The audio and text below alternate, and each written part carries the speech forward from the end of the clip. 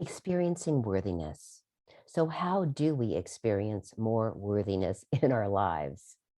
One way that we can experience more worthiness is to recognize when we're allowing our inner critic to run wild and start working more diligently, more heart centerednessly, that's a word, with our inner coach.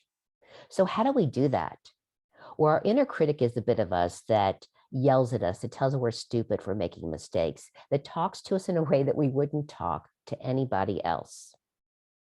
Lots of times our inner critic is running in such a way that we criticize ourselves harder than we think anyone else will do, so that when they actually do criticize us, it won't hurt as much. Now, when you really think about this, it doesn't really work, because all it does is it decreases our feeling of worthiness, because we're beating ourselves up harder than we could ever be beaten up in the world. It just doesn't make sense, but it does to our inner critic. So what can we do? We can work with our inner coach. And what is our inner coach like?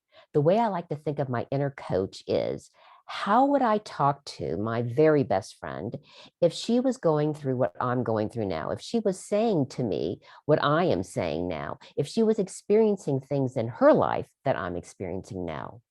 Because often we talk to ourselves, as I was mentioning before, in a way that we would never ever talk to anybody else. So it's about championing ourselves the way we would champion our own best friends. It's about inspiring ourselves the way it would inspire our own best friends. It's about speaking in a way of kindness to ourselves, with patience and tolerance with ourselves, that we would to our own best friend. It's really quite simple, but it does take time and patience and tolerance to develop a new way of being. So practice makes permanent. Mistakes are opportunities to learn and grow, and just try it out. See how it goes with you. And we hope to see you at a GCA event sometime in the near future. Take good care.